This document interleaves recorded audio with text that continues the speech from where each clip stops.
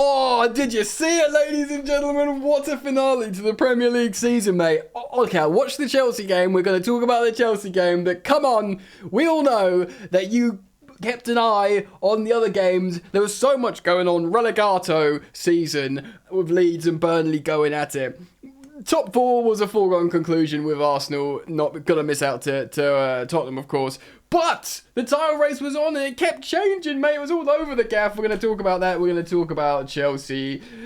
And we're going to reflect on a campaign, ladies and gentlemen. Settle in, get comfortable. Thank you for joining me here on this domestic season finale episode of Football Therapy and I suppose, to a degree, Chelsea news. How are you doing, mate? Are you okay? Thank you for liking and subscribing. That means a lot, man. Welcome to the Stamford Bridge studio back there where things... Well, things are hopefully going to change for the better next season. And despite that, maybe not awful this season. Chelsea finished in third place. Chelsea reached both domestic cup finals and lost both of them on penalties. It's a close margin. Yes, a loss is a loss, but reaching it is still an achievement to a degree. And of course, Chelsea won the Super Cup and the Club World Cup in a season where we've had drama of such things as, you know, Romelu Lukaku's Sky Italia Great Adventure. Of course, Roman putting the club for sale and then the sanctions and then the sale. All of it, mate. Despite all of it, I think we've done all right. Not great, but we've done all right. So, do you ever look at the Premier League tableau? Ding! Shall I just lean over here so you can still see me? Right. Man City won the Premier League with 93 points. A point above Liverpool. In the end, they both won their games. City went 2-0 down at home against Aston Villa. They looked like they were bottling it. When Philippe Coutinho scored that second goal, you could hear the collective rising erection of all people who work in the media of, oh, it's Coutinho, it had to be that man who wins the title for Liverpool. But then, look, this is a Chelsea channel, I just want to say a couple of things on it. Shout out to Pep Guardiola because he made an inspired sub in of course, bringing on Gundogan. And, you know, the narrative was his first ever signing at Man City. And to be honest, it was an inspired sub. He scored the first goal to get the comeback and then the goal to put them ahead, I believe. Incredible substitution from Pep Guardiola because they needed the win. Because Liverpool ended up winning as well, I believe. I believe they did. I think Liverpool ended up winning. Yeah, Liverpool won 3-1 in the end. So they needed that result, and they were 2-0 down. Absolutely incredible. So yeah, let's Chelsea are third, man. Okay, so that was just a great title race. I needed to reference that title race because, wow, Chelsea are third, and we only ended up 3 points ahead of Tottenham, which isn't actually that much considering. We do have a much better goal difference, though. We have a goal difference of 43, which is actually pretty strong despite our recent, you know, not great moments. But of course, we took advantage of certain teams, like scoring 7 against Norwich and 4 or something. We scored a lot against them.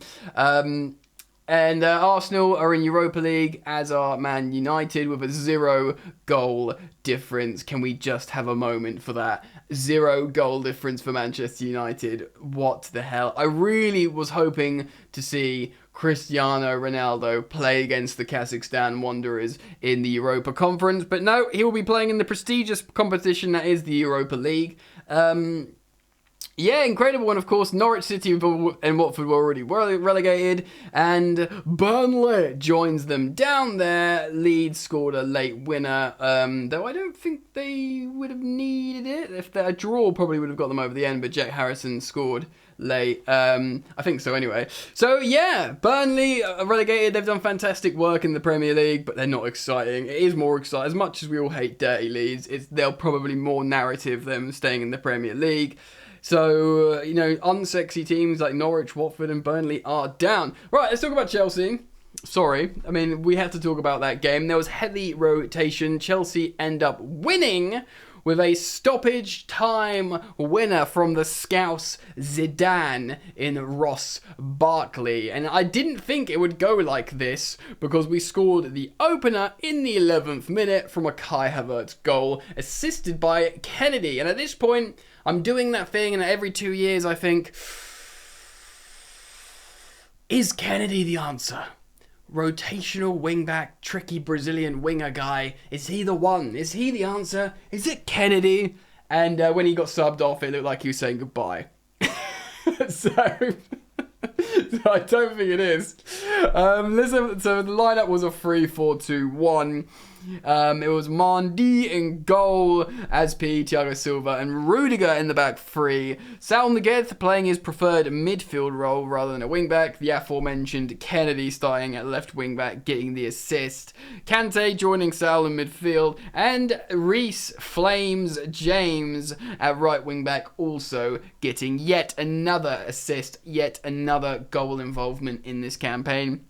The front three consisted of Mount, Ziyech, and Kai Havertz. Barkley comes on for, I think, Mount. Sarr comes on for Kennedy. And Rudiger comes off as well. Chilwell comes on for the last few minutes just to sort of like, I'm back from injury, but like, you know, don't touch the ball much, don't get injured. It's essentially an extended pre-season.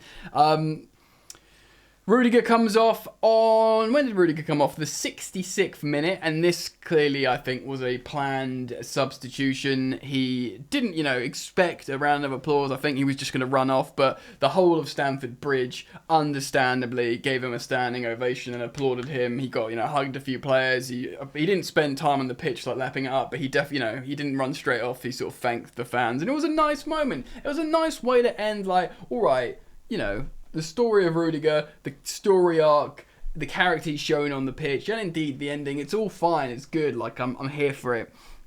And there we have it. We're going to talk about the performances. Of course, Havertz scored the opener. We end up conceding what seemed like just an equaliser. Dan Gosling scores in the 87th minute, and you're like, lol, it's going to end 1-1, and I couldn't care less. Do you know what I mean? It's like one of those games. I was watching the title race unfold, and I just really didn't care. But then Ross Barkley scores a nice goal. It's a nice goal, man. And he nearly scored like previously with like a long range drive as well. Like I said, very pleased with Reece James to get that assist.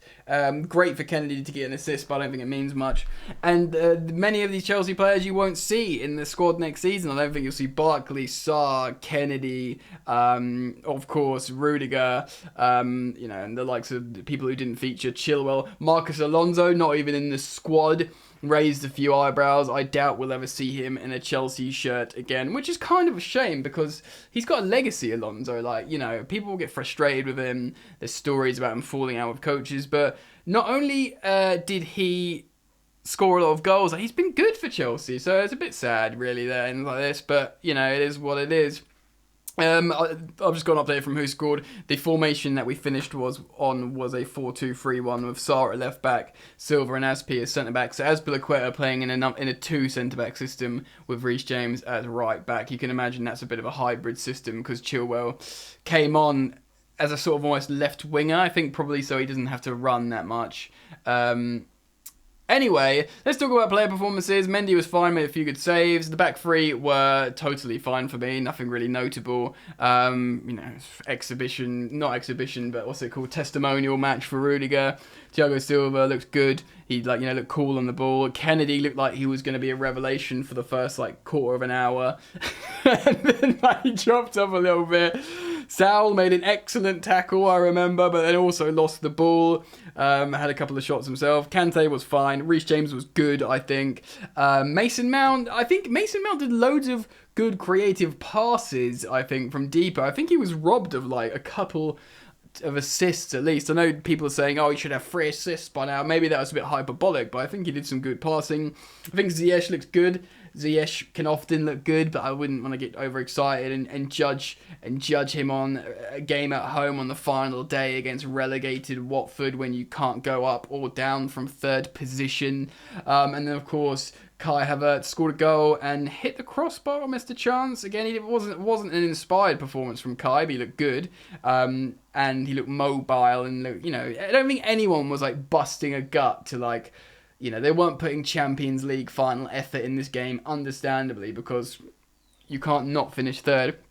You know, Havertz gets another goal. He's on to 20 goal involvements in all competitions this season, which is fine. I don't think Havertz will ever explode with insane numbers, but he's like an amazingly gifted, like sort of silky player, isn't he? So 20 goal involvements is good for him.